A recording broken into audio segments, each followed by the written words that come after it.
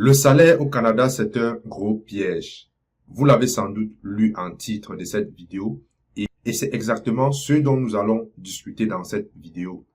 La vidéo ne serait pas longue, je voudrais juste attirer l'attention des personnes qui, comme moi, ont immigré au Canada ou qui viennent d'arriver au Canada, de ne pas uniquement se contenter du salaire. Certaines personnes le savent déjà, mais vous savez très bien, il y a une différence entre ce que tu sais et ce que tu dois faire et ce que tu fais concrètement.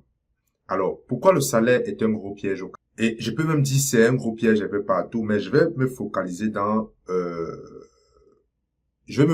sur le Canada parce que c'est là que je vis, c'est là que je gagne mes revenus. Le salaire, c'est un gros piège parce que moi, à un moment donné de mon parcours au Canada, j'ai compris que le salaire, en fait, m'empêchait de gagner ce que je valais réellement. C'était en 2022. Vous savez, en 2022, c'est l'année où il y a eu vraiment des changements dans ma vie. J'ai pris la décision à travers des actions de changer. Avant ça, j'avais déjà pris la décision de changer, mais des actions ne suivaient pas. En 2022, et c'est en ce moment que j'ai compris que le salaire, dans mon cas, et certainement dans le cas de la majorité des gens, m'empêchait de gagner ce que je valais réellement. Si aujourd'hui, vous êtes au Canada, vous avez immigré comme moi, vous venez d'arriver, vous êtes enthousiasme du fait qu'il y a du travail, que vous allez travailler, j'aimerais vous dire, si le salaire vous empêche de gagner ce que vous valez réellement, il y a un problème. Le problème dans la vie, c'est que la majorité des gens se sous-estiment. On se sous-estime parfois, on se dit on n'est pas capable de faire ci, on n'est pas capable de faire ça.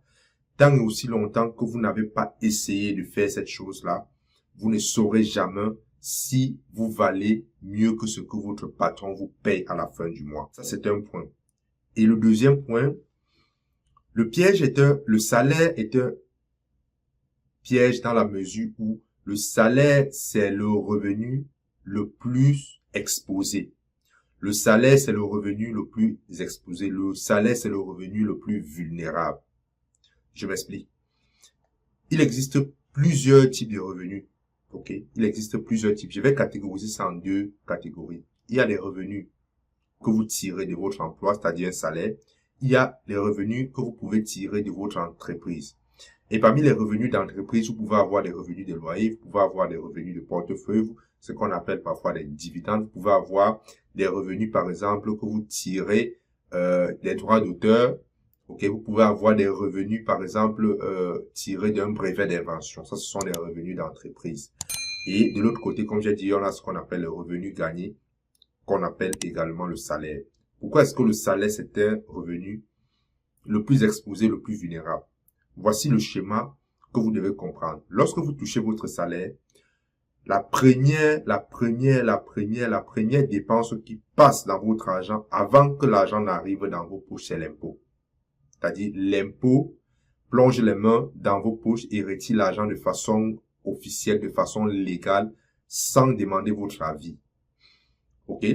Vous gagnez votre argent, vous payez l'impôt et par la suite, le reste revient dans vos poches. Et même ce reste-là, si on regarde de près, vous gagnez votre revenu brut, l'impôt passe dessus. Si vous avez d'autres dépenses comme l'hypothèque, vous payez votre hypothèque. Si vous avez d'autres dépenses des prêts que vous avez pris, vous payez toutes ces dépenses-là avant de mettre le reste dans vos poches. Et même ces restes-là, au Canada, lorsque vous allez acheter un article, il y a ce qu'on appelle la TPS et la TVQ. Ça veut dire, si vous voyez un article affiché à 10 $, il faut majorer à ce prix 15% de ce montant pour trouver le prix final. Et ça, vous payez avec vos dollars après impôt. Comprenez bien, vous payez cela avec vos dollars après impôt. Ça veut dire, au lieu de payer un article à 10 $, ben, vous prenez 15% de 10 $, vous allez payer à peu près à 11, 12 $. Ok? Donc, ça, c'est le revenu gagné. Maintenant, si vous avez par exemple un revenu d'entreprise, vous avez créé une entreprise où vous offrez un service et vous tirez vos revenus de votre entreprise. Et l'entreprise, c'est pas quelque chose d'extraordinaire. Vous pouvez, par exemple, être un coiffeur, vous pouvez, par exemple, tondre les gazons. Le plus important, c'est que vous matérialisez ça à travers une entreprise bien incorporée, bien créée, pour pouvoir bénéficier de cet avantage. Donc, le schéma des dépenses d'une entreprise est la suivante. Vous gagnez votre revenu brut, vous faites toutes les dépenses déductibles, je répète encore, les dépenses déductibles, et c'est à la fin que l'impôt se calcule sur le reste lorsque vous avez dépensé, après les dépenses. Je ne sais pas si vous voyez la différence. Si vous comprenez ce principe dans la vie, vous allez comprendre que lorsque vous êtes salarié, vous êtes exposé, vous êtes vulnérable, vous n'avez aucun contrôle. Vous avez peu de contrôle sur vos revenus. Donc, ce que je vous recommande, c'est, même si vous êtes salarié, le salariat, ce n'est pas une mauvaise chose. Plus de 95% de la population n'est pas issue des familles riches, donc est obligé d'aller travailler, de se trouver un salaire. Ce n'est pas mauvais.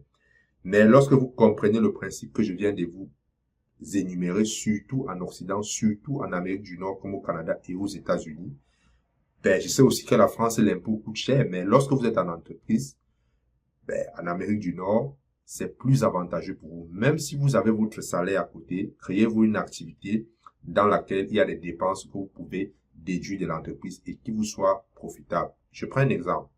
Si vous avez une entreprise, je ne sais pas, vous savez coiffer, je ne sais pas, vous savez, bref, vous avez une activité dans le cadre de votre entreprise. Je ne parle pas dans le cadre de votre employeur, de votre entreprise. Vous pouvez par exemple acheter une voiture au nom de l'entreprise et vous utilisez cette voiture-là pour des fins personnelles. Qu'est-ce qui va se passer? L'essence, le carburant, le gaz que vous mettez dans la voiture pour l'utiliser à des fins personnelles, ben, cela peut, je dis bien peut, vous allez demander à votre comptable, peut être comptabilisé, n'est-ce pas, dans le cadre des activités de l'entreprise et non dans le cadre de vos activités professionnelles personnelles.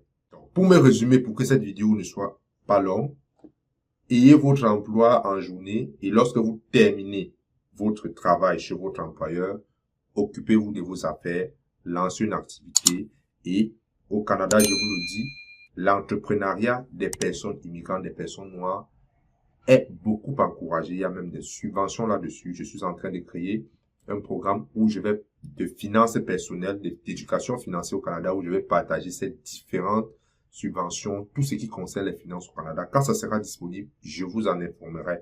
Les personnes noires ont des subventions, ont certains avantages, n'est-ce pas, qui sont offerts pour les encourager à entreprendre au Canada. J'espère que vous avez aimé cette vidéo et que ces informations-là vous seront utiles. Ciao.